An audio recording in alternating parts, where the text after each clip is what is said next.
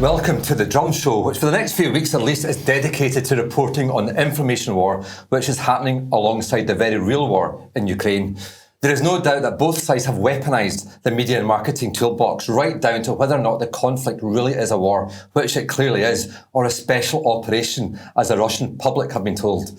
To paraphrase Ukraine's President Zelensky, himself paraphrased Churchill, Ukraine is fighting Russia on social media, it's fighting them on the websites, and it is fighting them on the landing pages.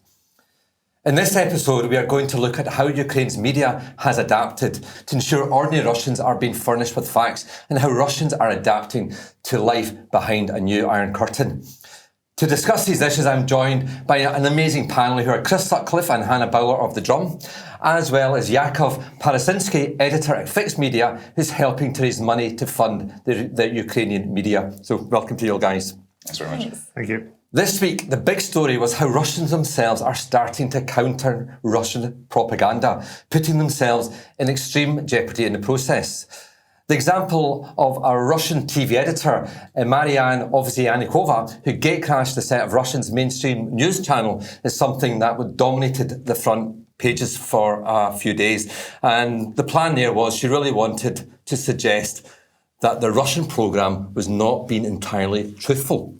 And I think we have a clip of that. Российский премьер подчеркнул, надо усилить сотрудничество в рамках союзного государства, а на совещании в правительстве обсуждали, как сохранить. Well, that clearly took a lot of guts. She's only on for a few seconds, but it is one of their biggest TV shows, isn't it? This is clearly, a big, a heroic move. I think we've seen a lot of Russians, stand up and try to protest this.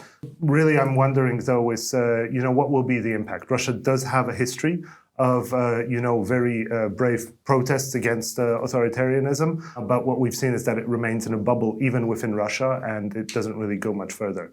Yeah. This obviously tries to go against that a bit, but yeah. I think one of the Russian commentators were saying that sometimes, 5 seconds of this sort of protest can really undermine years of propaganda. So maybe I think that might be a bit optimistic. Even from colleagues that are based in Russia who are still on Twitter, somehow, they were censoring their own tweets. All the images on Russian TV are blurred out. I think it'd be optimistic to say this goes beyond, 10% of the audience. Yeah, it's not an isolated incident. We've seen a couple of not state-affiliated news channels in Russia who have gone off air in protest almost. Then I think there was a couple of examples of people who evoked the media of the Cold War by completely going off air and evoking some of that imagery. But as Jakub says, it's not necessarily going to cut through, considering that the amount of information control in Russia is almost absolute. Yeah, absolutely. When you think about Russia, you need to understand that there is a small sort of liberal, let's say bubble, I don't want to say elite, but certainly a bubble in Moscow, St. Petersburg, Ekaterinburg, Tomsk, a couple of the bigger cities. But then 85%, 90% of the population is still very much in a vacuum where state propaganda is the staple of the diet. Yeah, and I suppose this was her plan, wasn't it, to get her voice over on state media? But it was exceptionally brave. Do you know what's happened to her? What's the latest on that front? So I think she has been issued with a fine, which on the face of it is kind of a relatively, light slap on the wrist. But as I think we were talking about before the panel, we don't know what the subsequent impact is going to be. I think Russia is very aware of the optics of this because this did travel far and wide on Twitter, across social media. People are aware of who she is and what she did and why. But ultimately, a couple of months down the line when the conversation has moved on, what is ultimately going to happen to her? And I think you were saying that there's potential for kind of retaliatory action to be taken against her. Well, this morning they're saying she's not necessarily out of the legal woods yet. I think people were surprised. She's only got a small fine so far and has been released. Maybe that's part of the propaganda. Presenting themselves as reasonable. I think that really tees up a lot of what we're going to be talking about today because that didn't necessarily penetrate beyond kind of that, as you mentioned, kind of liberal metropolitan bubble in Russia, but it did go so far and wide on social media outside of the country that I feel like it is influencing what Russia's doing in terms of its decision making. Obviously, I'd never want to say that I have sort of, or any of us have a kind of an insight into what's going on there, beyond kind of what we have our own personal experiences of. But yeah, that seems to me to be influencing the discussion and really teeing up how powerful social media can be in this disinformation war. But I suppose if there's an all-encompassing Ukrainian social media strategy, it's to sort of let Russians know that they are victims as well. And I think an agency, the Ukrainian government, are working with an agency called Bickerstaff, and they've done a lot of social media around this, including looking at the impact of mothers when their children are exposed to fighting. And I think we've got an example of one of those commercials at the moment. Мам, привет. Мам, это я. Я сейчас часто вспоминаю детство. Как ты, мама, как наша семья. Я не плачу, мам. Я же не ребенок. Я у тебя с первых дней боевой. Я солдат. Я служил, чтобы защищать. Чтобы тебя защищать, мама.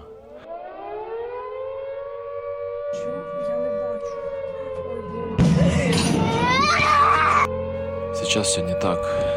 Я приехал сюда людей убивать. Да ты шо? Ой-ой-ой, господи, оторвало ногу. Мама, я не знаю, куда мне бежать. Мне же еще нельзя умирать, мама. Меня обманули. Я не хотел войны. У меня дома остались вы. Мам, забери меня домой. Может, я еще живой.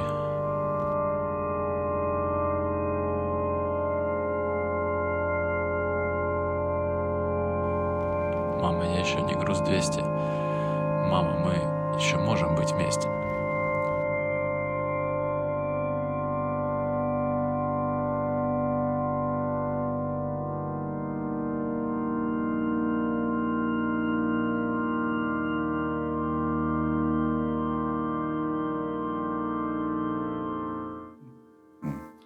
So what's they're saying? Are they? He was explaining to his mother that he's was training to become a soldier, to defend, and sort of, accentuating the noble parts of the profession, but then sort of goes to the point of like, what is the reality? What are they doing?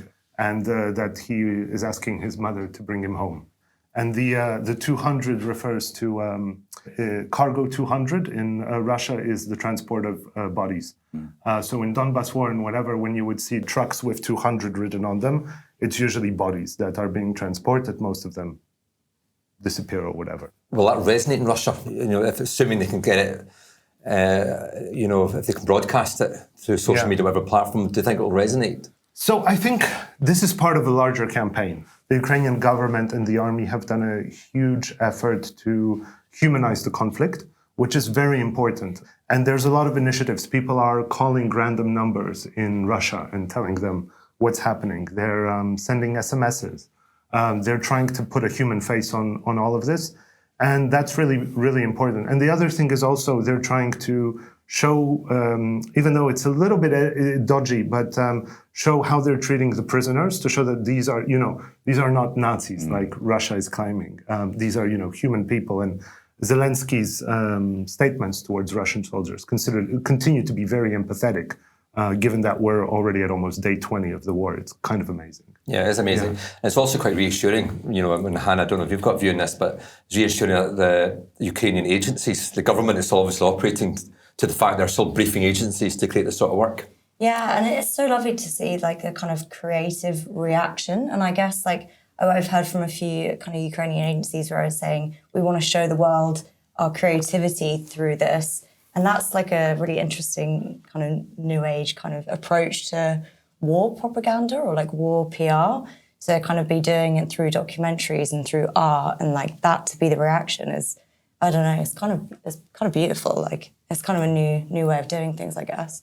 Absolutely. Up until the war, Kyiv had this kind of vibe that, they're the new sort of Berlin with kind of this East meets West, lots of creative sort of companies, hipsters all over the place, organic coffee and lots of storytelling and things like that. And you can really see that in this. This is really a 21st century war in a way. I think none of the previous ones have been. Yeah, I wonder also that's part of the Russian miscalculation, because Ukraine is a communication superpower, not only with the development infrastructure, but its creative resource. And I think we've got another good example to show you where the Ukrainian government are also trying to encourage more empathy from the West, or encourage the West to appreciate what they're going through. And there's a really powerful clip emerged this week, which we can see now. Let's see.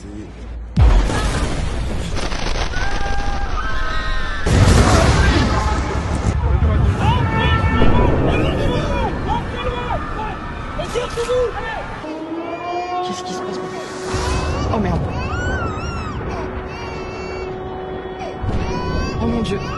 Viens voir, viens voir.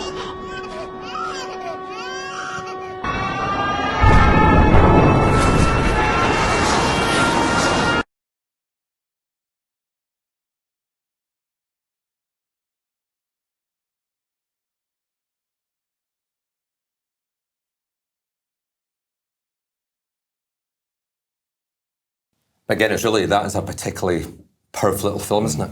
It worked really well as well, because when I first saw it pop up on my social media, I was like, oh my God, what's happened in Paris? Like, it took me a moment to even realise it was so well done. Yeah, it isn't subtle, but it shouldn't be. You know, that's part of the kind of the stark message has been the focus of so much comms out of Ukraine, and it's been fascinating to see quite how well disseminated that has been across social media, and even including some kind of friendly media channels across the continent. And also it's just a reminder of like how sickeningly terrifying it must be to sort of see these fast jets scream across your city. It really sort of brings it home to you.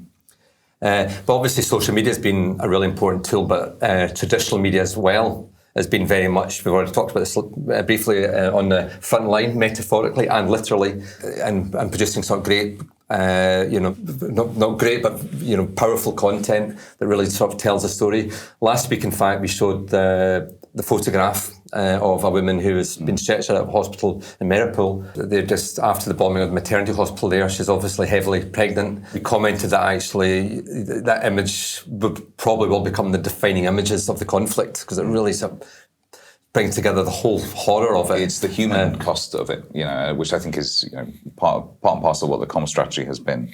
But yeah, the developments with, unfortunately, her passing away with a baby this week just make it even more so. Everything has been so much, the human cost of it has been amplified, as it should be. Yeah. But Jakub, you obviously, are a former CEO of a Ukrainian or a Kyiv-based newspaper. So you obviously know the media scene there. You have any sort of view on how are they coping? I still, a large part of my team is in Ukraine, based around all different parts of the country. Others are from Ukraine and sort of working abroad. And I mean, frankly, this is the most horrible days and weeks that we have ever experienced. I think there's no going around it. Just this week, I think we're now at 4 or 5 journalists killed, 2 abducted, disappeared. Those numbers are going to rise, when we're having discussions about, team calls, messages about, I need to move this because they're bombing my region. People who need to go and bury bodies. I mean, it's the worst thing that you can imagine. And I think what is really important is to see, sort of to contrast it a little bit between what's being reported by the foreign correspondent group, which is important, and a lot of them are doing great work, and then sort of the reality of the journalists on the ground, because they're telling the story of their homes, and they're playing a really important process. And I think one of the really sad things which sort of came to the front yesterday is sort of how, I would say, overlooked, not to say, something harsher, the role of sort of the Ukrainian journalists are, both as journalists and as fixers. Yesterday, Fox News published a story about their cameraman dying, their reporter being killed, and not even mentioning the fact that Ukrainian journalist Oksana Kuvshinova was killed on the spot, and only after being hammered by multiple people in the media did they even sort of reference the fact that someone else had died.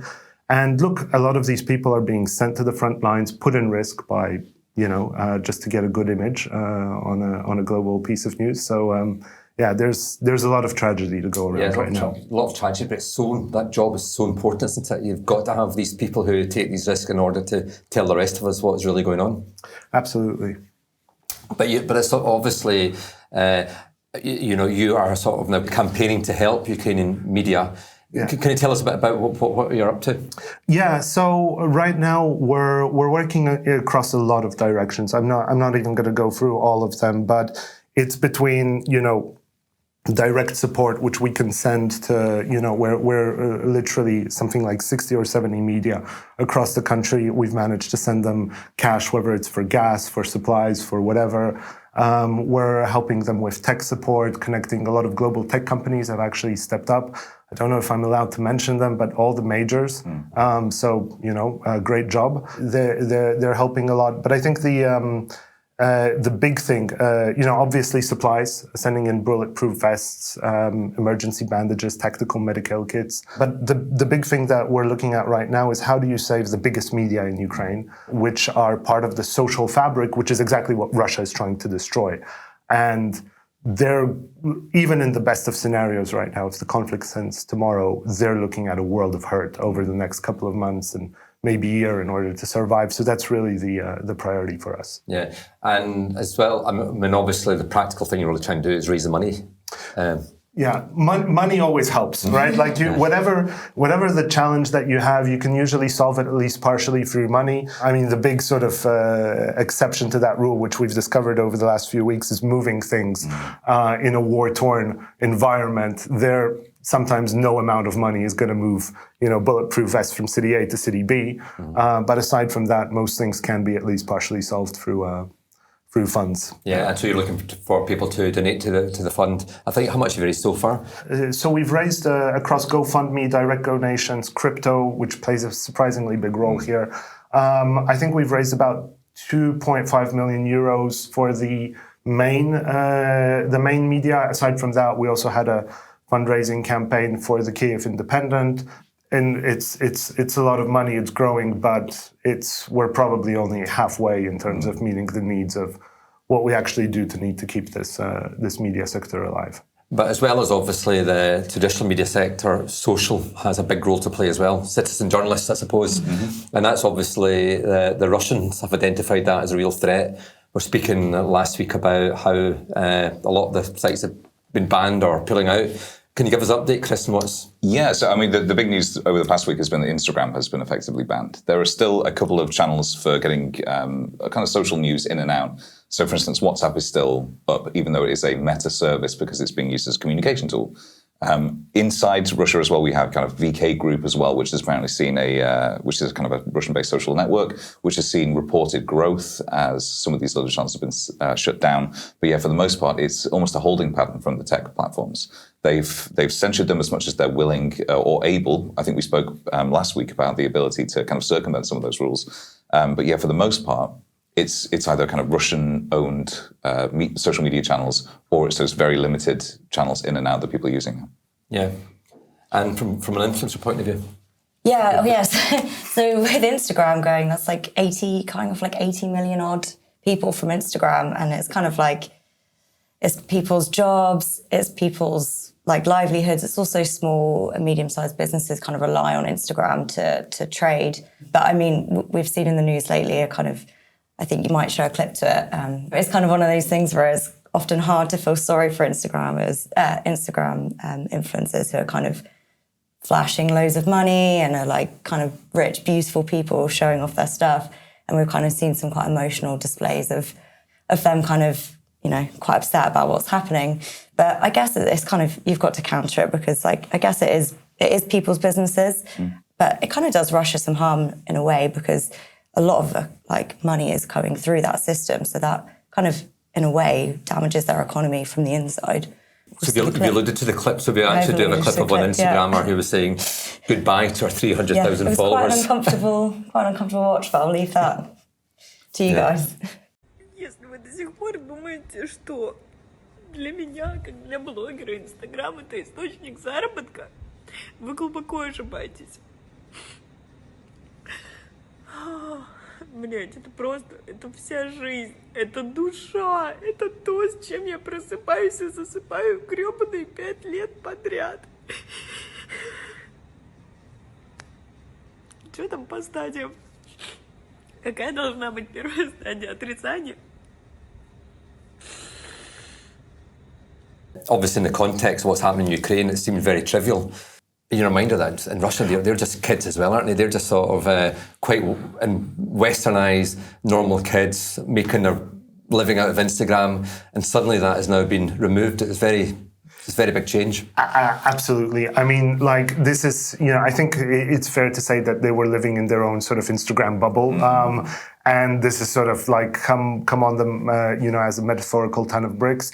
Obviously, from a Ukrainian perspective, there's a very sort of limited sympathy, given that they have literal tons of bricks sort of falling on their heads. But I think there's something really interesting with what's happening in the information space in Russia, in the sense of this is the first time, arguably with some comparisons to China, that we have a extremely authoritarian but extremely tech-savvy state sort of challenging, information flows in the 21st century. And where this is going to go is anyone's guess. Yeah. And do you think, again, it's very hard to be sympathetic to the Russians, really, but do you think it's a danger about Russophobia? I mean, I think President Zelensky sees that as a danger. Very clear. I'm not at war with the Russian people. I'm at war with the Russian government. Do you think the Western attitudes could tip into a bit more too much Russophobia?